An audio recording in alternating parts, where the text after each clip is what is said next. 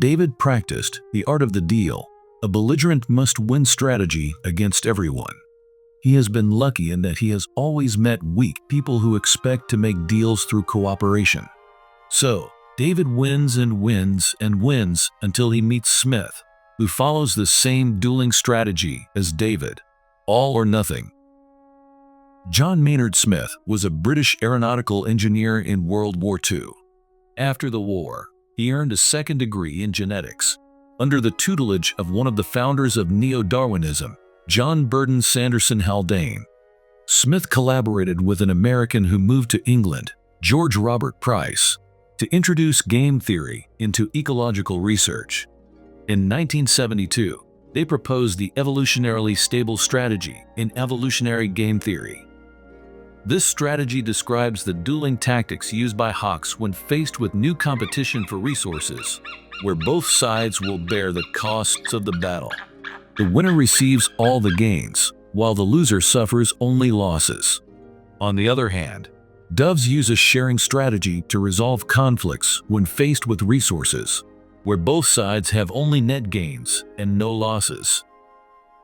So, when the hawk meets the hawk, the winner takes all and the loser suffers major losses.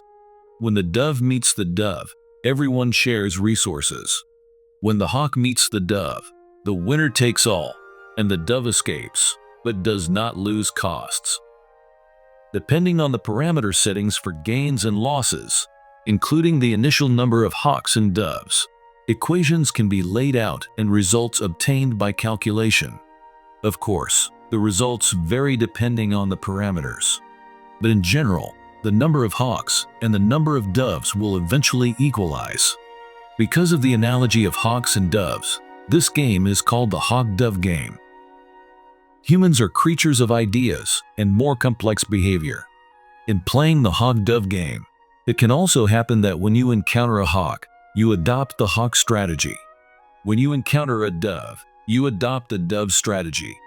Frequent hawk-hawk dueling carries a high cost, especially if the cost of fighting is higher relative to the value of the resource, and a winner's curse occurs.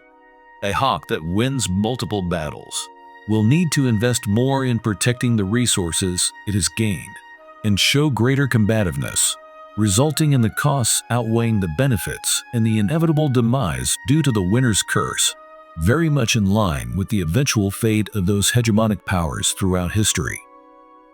When mankind realized that history would eliminate all hegemony, a more stable world order was formed through continuous learning and practice.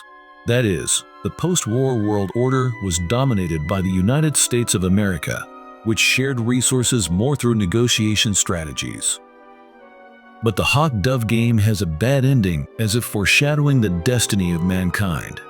In peacetime, when all the doves coexist peacefully, once they encounter the invasion of a hawk, the hawk always overcomes the dove without much cost, and so a great war, a reshuffling of the world order begins.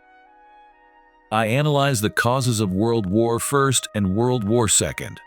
Both world wars were caused by two madmen. World War I was Kaiser Wilhelm II of Germany and Kaiser Nicholas II of Russia.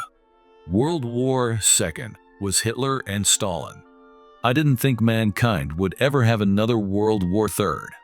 After all, we've recognized the importance of cooperation, and after all, the chances of two madmen appearing at the same time in this world, among the dominant powers, are too small. When the Russo-Ukrainian War broke out, I said it was okay. After all, only one madman had appeared. Now, I can only pray that no hawk with nuclear weapons will drive another hawk with nuclear weapons into an unviable situation. After all, peace-loving doves can't stand up to crazy hawks destroying the world with nuclear weapons.